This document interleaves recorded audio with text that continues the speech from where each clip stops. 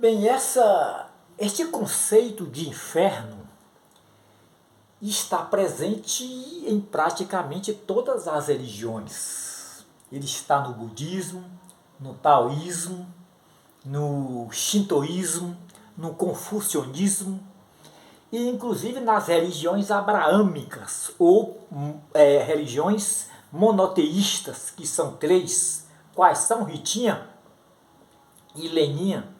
São três religiões abraâmicas ou monoteístas. Quais são? Islamismo, sim, judaísmo e cristianismo. Então, essa palavra, ou esse conceito de inferno está em todas as religiões. E essa palavra inferno, ela se popularizou demais, não foi? Se banalizou demais. E em razão disto, ela tornou-se uma palavra polissêmica, ou seja, com múltiplos significados, múltiplos sentidos, né? Então essa palavra ela tem um campo semântico muito amplo, muito vasto. Então quem vai determinar o seu significado, o seu sentido, ou a sua designação é o contexto, né? É o contexto. Mas a questão maior é, Ritinha, existe inferno? Existe uma região geográfica denominada de inferno? Uma região de tormento, de dor, de sofrimento, de ausência de Deus, de presença de demônios. Existe o inferno, um mundo imerso na escuridão, nas trevas. Existe. Não seria o inferno um local fictício, surreal, mitológico e existente somente no imaginário popular? Essa palavra inferno, ela não está no texto bíblico original, nem no texto grego, nem no texto hebraico. Não está. Não adianta fazer malabarismo exegético e filosófico para convencer as pessoas de uma coisa que não existe. Essa palavra inferno é uma palavra de origem latina, infernum, infernum, né? Infernum, ou seja, vem de infraestrutura. Então é uma região subterrânea, é um submundo, é uma região inferior, né? Região inferior. Quem primeiro usou essa palavra foi o tradutor da Vulgata Latina, que foi Jerônimo de Estridão, mas o seu nome no original não era esse. Jerônimo foi uma invenção, que o nome dele era Eusébio Sofrônio. E Eusébio, o popular Jerônimo, ele foi responsável pela tradução da Vulgata. Ele traduziu o hebraico, o aramaico, o grego para o latim. Então a palavra inferno só está na Vulgata Latina. A primeira tradução foi a Septuaginta, que é a tradução grega. A segunda foi a Vulgata Latina. Então esta palavra inferno está na Vulgata Latina. Não está no texto bíblico original. Mas existem 4 vocábulos oriundos do hebraico e do grego, e esses vocábulos, eles não se traduzem por inferno, mas eles metaforicamente, tipologicamente, eles fazem alusão ao inferno. Entende? Alusão ao inferno. E quais são os 3 vocábulos, Vitinha? O Hades, o Sheol, o Tártaro e o Guiena. E esses vocábulos, eles não são intercambiáveis, não. Ou seja, eles não têm o mesmo significado. Entendeu? Esses vocábulos têm múltiplos significados. Eles têm um campo semântico muito vasto. O Hades é uma palavra grega, né? E quer dizer sepultura. ou uma região geográfica tumular, uma região geográfica de túmulos. E na mitologia grega, Hades é o deus do submundo. Ele tem um certo grau de parentesco com o deus Zeus e com o deus Cronos. Submundo, aí é o Hades, o deus da sepultura. Porque Hades quer dizer sepultura. Sepultura. Um local de tormento de pessoas que partem dessa vida sem Deus, sem Cristo. Então o vocábulo Hades recebeu uma significação sombria. E em razão disso tornou-se uma personificação ou uma tipificação do inferno. Então Hades, na sua etimologia, não significa inferno, mas tipifica o inferno. Na parábola de Lázaro e o rico, você vai encontrar um contraste entre céu e inferno. Lázaro estava no seio de Abraão, né? Então o seio de Abraão ali é uma metáfora dos céus. É isso? É uma metáfora dos céus, porque é um lugar de gozo eterno. E no Hades estava o rico, lugar de sofrimento, de dor, de angústia eterna. Então o Hades tornou-se uma metáfora de inferno. Então aí está um contraste entre céu e inferno. Outra verdade irrefutável que você vai encontrar nessa parábola, que é a imortalidade da alma. Sendo assim, a doutrina do aniquilacionismo, ou mortalismo, ela perde credibilidade, ela se desestabiliza.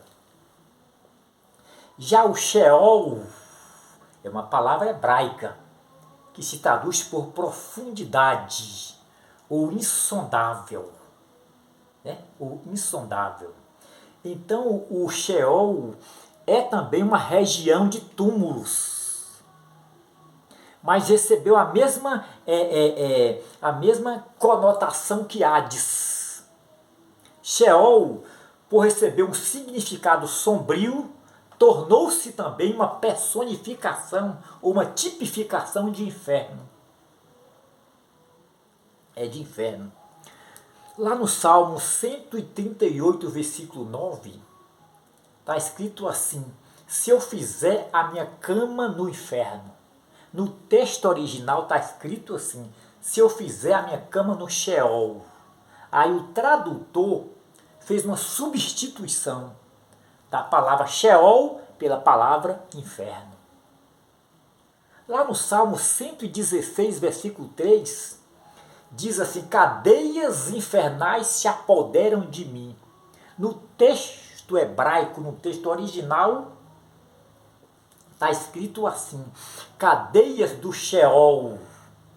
Então o tradutor ele substituiu a palavra Sheol pela palavra inferno, foi uma substituição. Então Hades e Sheol fazem alusão a um estado intermediário, a uma punição intermediária. Já Tártaro não. Tártaro é abismo, é caos, é desordem. Tártaro fala de um mundo subterrâneo, de uma prisão subterrânea, de prisão de demônios e de anjos caídos. Lá em 2 Pedro, no capítulo 2, versículo 4, ele fala sobre anjos caídos, anjos que não guardaram a sua habitação original, o seu estado original, e foram lançados no Tártaro, no abismo. Judas, lá no versículo 6, também faz alusão à queda de anjos caídos. Ele diz que esses anjos que não guardaram o estado original, a sua habitação original, eles foram precipitados no Tártaro. No Tártaro. Então observa que Tártaro é punição subterrânea, é prisão subterrânea. Então não tem nada a ver com punição de seres humanos, e sim de anjos caídos e de demônios. Veja o que diz aqui o Apocalipse no capítulo 20, versículo 1 ao versículo 3. Diz assim: eu vi descer do céu um anjo que tinha a chave do abismo. E ele prendeu o dragão e a antiga serpente, que é o diabo, Satanás, amarrando-o por 1000 anos. Então, 1000 anos de prisão. E no versículo 3 ele diz assim, olha, lançou-o no abismo. Lançou-o no abismo. Já o vocábulo Gehenna, aí a coisa muda. Gehenna. Eu diria que Gehenna é uma tradução grega da palavra hebraica, uma transliteração direta do hebraico, que se traduz por Vale de Rinom. E o Vale de Rinom tornou-se o Lago de Fogo. E o Lago de Fogo é uma personificação ou uma tipificação do inferno. Entendeu? Gehenna, né? Vale de Hinom. O Vale de Hinom era uma região geográfica ali ao sul de Jerusalém, era espécie de um cemitério clandestino. E nesse cemitério jogavam-se corpos humanos, e os corpos não eram sepultados dignamente. Esses corpos ficavam expostos ao tempo, ao sol e à chuva. E obviamente eles entravam em decomposição. Daí eram infectados de germes. E o fogo não se apagava porque constantemente queimavam-se corpos no Vale de Hinom. E neste Vale de Hinom, as coisas mais bizarras, as coisas mais estarrecedoras, mais abomináveis eram praticados ali. As mulheres pegavam seus filhos e apresentavam ao deus Moloque em sacrifício. E essas crianças eram queimadas vivas. Vivas. Manassés e Acais, eles faziam também Manassés e Acais foram dois monarcas opressores, tiranos, e eles pegavam crianças e apresentavam também em sacrifício à divindade Moloque, que era a divindade dos amonitas. Vamos ver aqui o que o profeta Jeremias e o profeta Isaías falam deste vale. Isaías no capítulo 66, versículo 24, diz assim, olha, Isaías capítulo 66, versículo 24, 66, 24, está aqui. Diz assim: e sairão e verão os corpos mortos de homens que prevaricaram contra mim, e ali o verme não morre, o fogo não se apaga. E este vale será um horror para todos os povos. Então este vale ia transformar no lago de fogo, é uma profecia. E este lago de fogo é uma personificação de inferno. Vamos ver o que diz aqui o profeta Jeremias falando de Isaías, não foi? Foi, Isaías sim. Agora Jeremias, no capítulo, deixa eu ver aqui, capítulo 7, versículo 31, ele diz assim: edificaram ali altos de Tofetes, que está no Vale de Hinom. Então Tofete era uma região geográfica do Vale de Hinom. E este Vale de Hinom era um vale de coisas terríveis, né? De coisas terríveis, diz a senhora. E queimavam-se filhos e filhas no Vale de Hinom, coisa que Deus não ordenou. Então as coisas mais terríveis, mais horrendas, mais abomináveis, praticavam-se neste Vale de Hinom. E este Vale de Hinom, aí, de acordo com a profecia, ele transformou-se no Lago de Fogo. E Lago de Fogo é a instância máxima de inferno.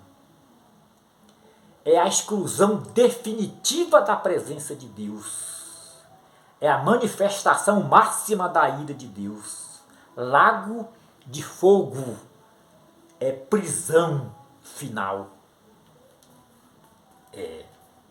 Prisão final.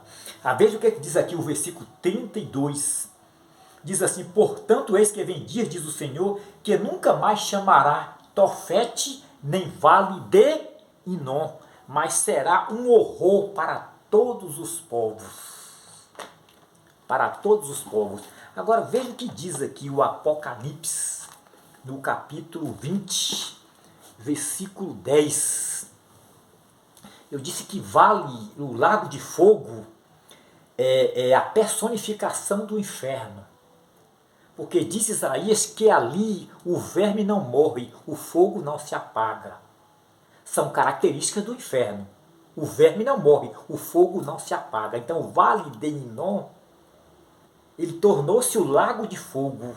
E o lago de fogo é uma tipificação do inferno. Vamos ver o que diz. Quem vai ser lançado no lago de fogo? Apocalipse capítulo 20, versículo 10. O diabo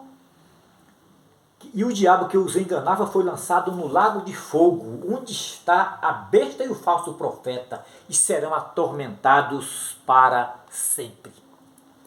Agora, queridos, o intrigante é que a própria morte e o inferno serão lançados no lago de fogo. Então o lago de fogo é pior do que a morte, é pior do que o inferno. Paulo diz que a morte seria o último inimigo a ser derrotado. E aqui no versículo 14 diz assim: a morte e o inferno foram lançados no lago de fogo. No lago de fogo. Agora veja o versículo 15. E aquele que não foi achado escrito no livro foi lançado no lago de fogo. No lago de fogo. Então Guiena se traduz por Vale de Rinom. Vale de Rinom se torna o lago de fogo. E o lago de fogo, metaforicamente, é o inferno. Porque no inferno o verme não morre, o fogo não se apaga. Olha, não se pode negar a doutrina do inferno. Tudo bem que a palavra inferno não se encontra no texto bíblico original. Mas a doutrina do inferno é uma doutrina ortodoxa. É uma doutrina, ela tem base canônica. Ela está presente no bojo doutrinário apostólico. Então eu diria que negar a doutrina do inferno, isso implica numa heresia.